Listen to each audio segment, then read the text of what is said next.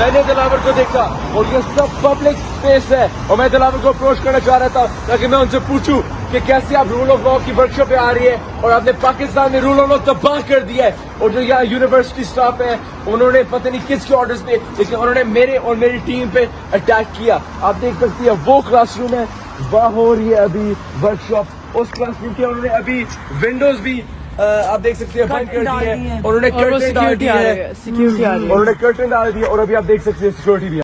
आप देखिए ये दिलावर है,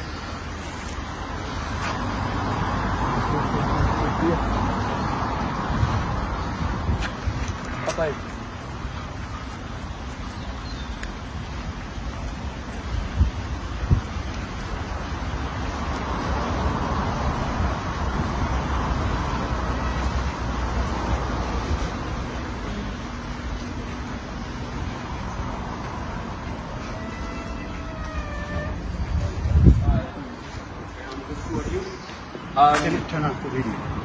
What? Huh? Turn off.